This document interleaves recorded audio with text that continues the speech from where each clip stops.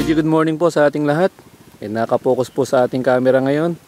Tulad pa rin po ng mga nakikita nating ibang mga video, ito po ay yung mahaba na ginagamit po ito sa pagluluto po ng iba't ibang klase pong lutuing Pilipino, tulad po ng famous na pinakbet. Meron din po tayong, pwede rin po itong adobo, pwede rin po yung salaswa sa mga Ilonggo, basta po sa mga gulay po natin na niluluto. And ito po yung tinatawag nating sitaw. Minsan tinatawag din po itong pole beans kasi nakatanim sa mga poles, mga poste. Minsan tinatawag din po itong yard long beans. Siguro ang haba po kasi parang isang yarda. Okay. And ito po ay nakatanim po ngayon ito dito sa Zamboanga del Sur, sa bayan po ng Tukuran, specifically sa barangay Luya. Okay. And maswerte tayo dahil nandito yung ating kaibigan na nagmula pa rin sa malayong lugar. So si partner. Magandang umaga po sa inyong lahat. Umaga. Ay makikita po ninyo dito sa partner, before tayo magpatuloy, pakilala ka muna siguro. Ako po si Mr. Glenn Alumroy, isang FMR ng Region 9A. Ang Region 9A po, dito po nakabase sa Zamboanga del Sur, Misamis Occidental at sa Lanao del Norte at part ng Lanao del Sur. Yung mga viewers po natin, nakita nyo naman, medyo excited talaga si partner. Talagang pakilala na itong itong ating mga tanim. So siya po si partner Glenn.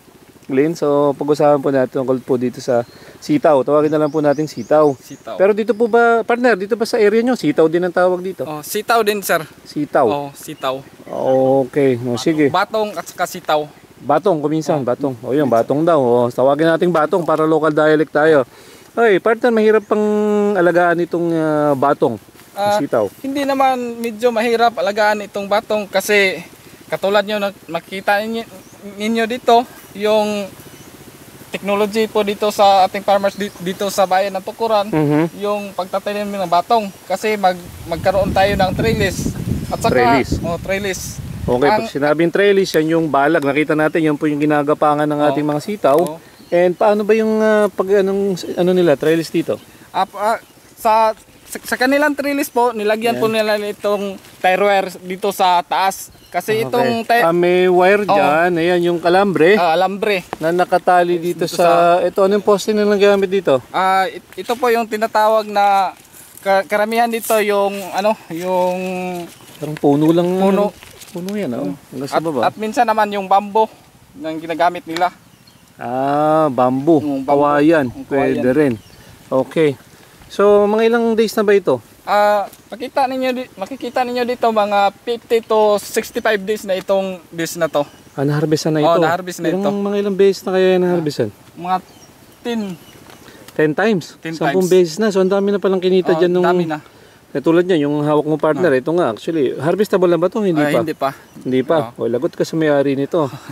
Babayaran ko na lang. Bayaran na lang. Anyway, para maipakita natin. So, mga ilang araw pa yan para talaga maging fully matured yan? Talagang pangbenta na? 2 days or 3 days. 2 to 3 days. Dapat yan. Ayan. Makita ninyo dito sa klase na batong na ito, maabot ito ng 60 to 75 cm ang haba niya. 60 cm partner, dalawang ruler yun eh. Tama ba? So mahaba talaga yan. Mahaba. Mahaba talaga, yun naman ang totoo niyan. Kitang kita naman eh. Siyempre, ano bang gusto nating sitaw? Mahaba, maigsi? Medyo yung mahaba. Para siyempre, yung mga farmers hindi mas malaki yung kita nila. Siyempre, ginansyang gusto natin. Negosyo yung pagtatanim ng sitaw eh. Mas maganda ito itanim na sitaw na ito kasi kapag i-travel mo sa malayong lugar, hindi ito magandang klase yan. Magandang klase. Kasi karamihan ilagay mo sa sako, yung dito mababali siya. Mababali. So yan, hindi na mababali yung sitaw mo. Okay, partner, napansin ko, kasi sa Luzon, gumagamit ng plastic mulch sa mga tanim. Dito, walang plastic mulch. Wala po dito. Anong ginamit nila mga mulching dyan? Hindi po sila gumagamit ng... Wala na. Wala na. Pero okay pa rin, So, depende talaga sa area, Kaya wala ninyo, nang mga mulching mo na plastic eh. makikita ninyo na Okay mayroong kanal dito sa gitna. Ayun, yun yung Oh, kanal. Pakita oh. natin yung kanal. Kasi kapag umuulan ng medyo malakas, Yan, dito dadaloy yung tubig, hindi masira yung Paano ba taniman. nila pinapatubigan nga pala ito? Patubigan po nila sa water pump po. Water dito pump? Padaan Dito dito, sa gitna. padadaanin. Oh, Faro padadaanin. irrigation. Oh, irrigation. So pinapabahaan nila ng tubig dyan. Tubig. Papadaanan. Ang padaanan po nila ng tubig dito. Ano yung umaga o hapon? Karamihan po dito umaga. Umaga magpapadaloy. So water pump ang sabi mo. Water pump. So di ba ano yun? Yung diesel ba yun? No? Diesel. Diesel water pump na papump yung tubig papunta dito sa mga papunta taniman po nila. Dito sa taniman nila. Dito Ano sa yung gitna. ilog ba yun, partner? Ilog. Makita doon sa Nandito sa kabila. kabila. Ayun, sa kabilang lugar po na yun. Nandun po yung ano. Partner, ito pang sitaw na ito, maiba ko. Mga ilang kilong ma-harvest niyan kada puno? Ang isang puno po dito ay mag-harvest tayo ng 1 to 1.5 kilos per hill. Per puno, per hill. Per hill po. Okay, mga gaano katagal yan na hinaharvestan? Ilang buwan, Umabot po na ito ng 2 buwan po sa dire-diretso. pag-harvest natin. Pag mag-start mag-harvest, plus 2 buwan pa, plus dire-diretso. Mahirap ba yung mga abono niyan? Hindi naman medyo mahirap yung abono dito kasi yung mga 14-14 yung tinatawag nating complete at saka yung Simple lang ang pag-abono. urea. Kung ano yung normal na mga normal ano. naman. Pero isa pa palang tanong, ilang days ba before mag-harvest yan, magsimulang mag-harvest yan? Ito po Pagka sowing ba yan? Direct sowing, ano? Direct sowing po ito. 45 days. 45 days. Isang buwan at kalahati. Isang buwan at kalahati. Harvest na, magsimula na. Tapos dire-diretso na. Diretso na. Pagka-harvest ba, kailangan mag-abono o okay na? Pwede, kailangan mag-abono kasi kapag hindi tayo mag-abono na mayroon siyang bunga, hindi talaga makasurvive yung walang suporta. Walang suporta sa bunga niya. Mga anong ginagamit pala pagka mag-abono, pag nabugbunga na? Karamihan ginagamit ito yung tinatawag na urea at saka yung potas. Potas? Pinaghahalo ba yan? Karamihan sa kanila inahalo. Para yung labor cost nila ay masabay-sabay na. Okay. Ang tanong, merkado, mahirap bang ibenta ang sitaw? Hindi naman mahirap ang merkado ng sitaw kasi dito sa Tukuran, yung sitaw nila ay dinala doon sa malayong lugar, doon sa Iligan. Umabot pa ito ng Iligan at saka maraming pinagdadalhan, ibig sabihin. Maraming pinagdadalhan. So walang problema sa market? Walang problema. Okay. Yung pagtatanim na lang ng mga farmers natin ang problema ng... yung mga iba kasi, actually hindi naman yung problema eh. Kasi nga, kaya natin ginagawa itong mga video na ito, maraming gustong matuto, partner. And kailangan talaga yung may expertise ng tulad mo para naman ma-share natin sa kanila at matuto sila magsimula ng pagtatanim.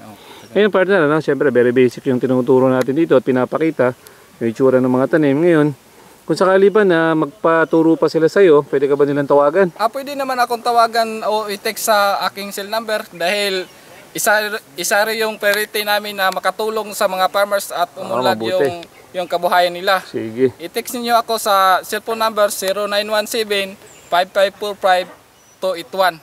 Ulitin ko po, 0917-5545-281. Okay, so Partner Glenn, maraming salamat sa iyong pagbabahagi sa iyong kaalaman. Sana huwag kang magsawa. Hindi naman magsawa at hindi na magsawa sa pagbibigay suporta sa mga farmers natin at pagbibigay ng kaalaman sa kanila. Bago ka makalimutan, nga pala, baka magtanong sila anong klaseng binhi pala yung ginamit mo dyan? Ito po yung tinatawag na bunga. Bunga? Bunga sa bunga? Bunga sa bunga. Makita bunga yung bunga sa tanim.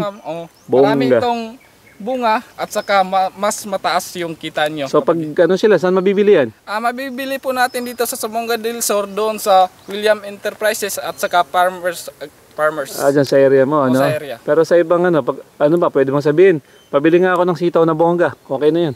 Okay naman. Pwede naman. Pwede naman dadalhin ko dito basta't may pira na pwede. Nagdi-deliver ka rin ba? Minsan naman. Minsan lang. Pagka sa mga kaibigan na napakasayuan.